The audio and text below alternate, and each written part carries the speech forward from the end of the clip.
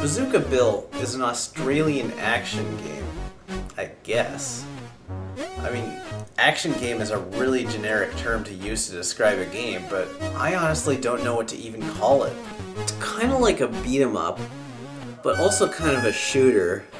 But it's also an exploration game, but kind of a puzzle game from Australia, where you play an army guy. I assume his name is Bazooka Bill, and he has to rescue a general, but he's got these weird... I don't even know how to describe it. It's so unusual. Look at it. What's going on here? This is me not doing anything.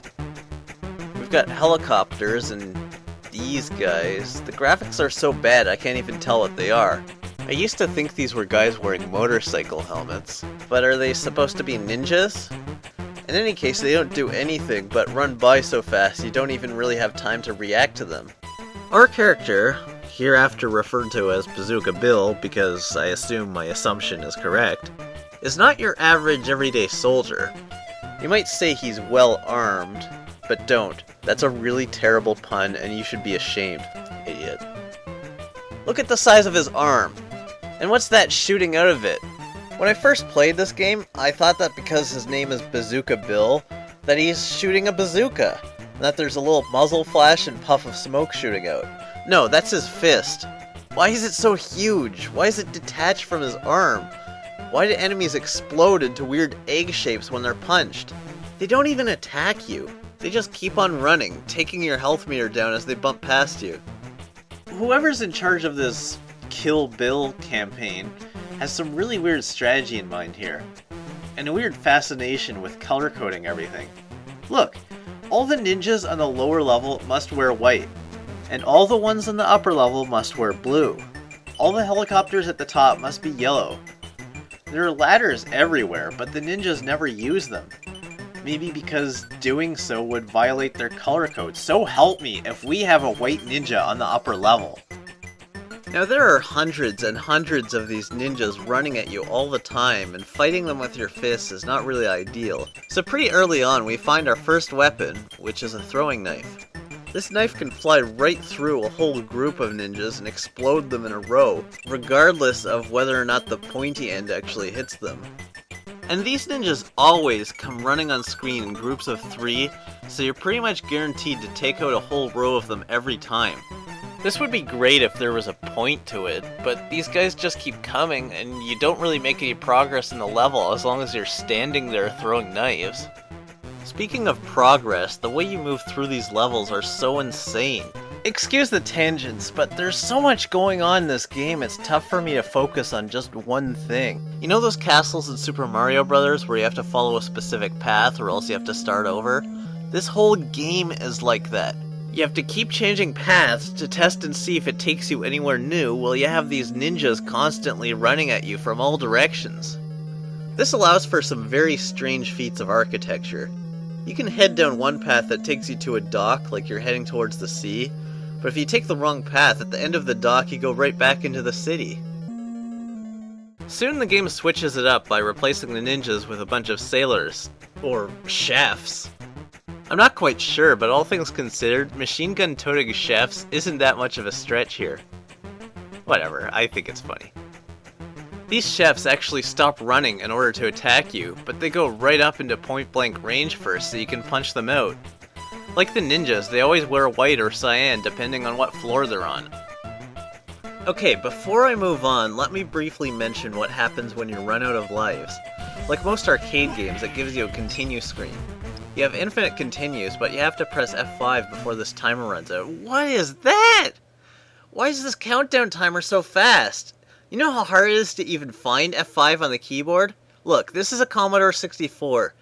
When you're playing this game, you're using a joystick, so you're not going to have the keyboard at your fingertips. So as soon as that continue screen comes up, you have to put down the joystick, reach over the keyboard, find this button, and press it before this timer runs out. What is that about?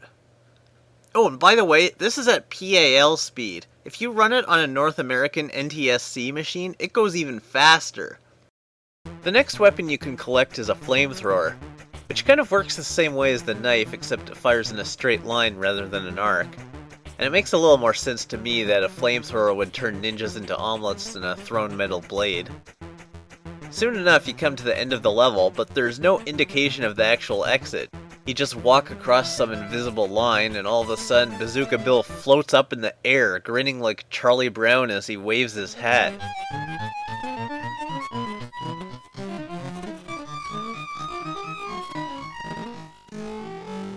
The next level is an airport where karate chefs run up and kick you in the backside, then run off.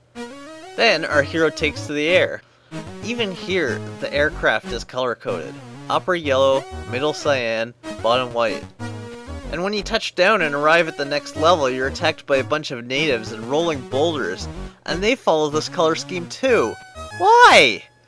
If the ninjas and chefs were given orders to wear matching uniforms, that's one thing. Why these natives follow the same rules? Who painted the boulders blue? What sense does any of this make? Why'd they even design the game this way? What is the point to it? Then, once you get past these guys, some weird men in their underwear run up and pummel you. Look how quickly they drain your energy. Earlier on, helicopters drop bombs on you, and chefs fire machine guns at you, but some unarmed dude in a man diaper is far deadlier. Okay, are you ready for this? What the jelly sphincter butt? Are these guys laughing? Screaming as they drive their little go-kart sized tanks with bodies way too small for their heads? Wherefore art thou? Touching one of these guys means instant death, and they never actually fire their guns. A lot of people who have played this game often compare it to Green Beret, another Commodore 64 game based on the arcade game of the same name, also known as Russian Attack in the States. It's easy to see why. You have an army guy being attacked by enemy soldiers who run at him and do little else. But look how goofy Bazooka Bill is in comparison. The Commodore had graphics limitations, but look at how detailed everything is. Considering everything is 4-color and uses large blocky pixels, this is amazing. The soldiers look like soldiers, the girders look like girders, vehicles look like vehicles. Now look at Bazooka Bill. What's this guy? What's this thing? Why are the proportions all wacky? Why are Bazooka Bill's arms so large? Why are these guys' heads so huge? Why is Bazooka Bill bigger than a helicopter? Is it just bad art? Maybe, but some of these bizarre proportions are pretty consistent. Bazooka Bill's arms are gigantic whenever he attacks. It's not just when he's punching, but even when throwing knives or when he starts firing a machine gun, his arms become totally freaking huge. Who designed this gun to require massive arms just to hold it? Anyway, as you can see, our very high-tech supervillain has equipped his ninjas with flails. After that, we get Kamikaze Baby Deer? What is going on here? After the questionable racial motivation behind our hero gunning down natives, now he's killing baby deer? Or are they dogs? What are they? Why can't I tell what anything is in this game? Well, at least I can tell what this is. A bazooka, finally! Blam! It blows up everything in the whole level, leaving you to run around in silence for a while. Yes, it even stops the music. Which is actually a little nice, since the only 2 music tracks in the whole game can get a bit tiring. It also leaves you without distraction to let you worry about trying to figure out this level's infuriating maze for a few seconds. Then I guess everyone returns to life? Or reinforcements show up? Let's say that. I guess that makes more sense. When you beat this level, you go back to the second level again. In fact, these 3 levels repeat infinitely. So where's this general you're supposed to save? Where's the evil supervillain that kidnapped him? Well, the thing is, there's actually a secret path in level 2 that takes you straight to the end. If you miss it, you have to go all the way through levels 3 and 4 again to loop back to number 2. Then when you do, there's no boss, no final battle. After mindlessly wandering to the right and occasionally making random guesses about what path you're supposed to take, the only indication you're even going the right way is that sometimes the scenery changes, and sometimes with no warning you just exit the level. everything in the game conditions you to believe you are making progress. So when you exit level 2, you have no reason to believe you just skip past the end and forced yourself to go through 2 more full levels.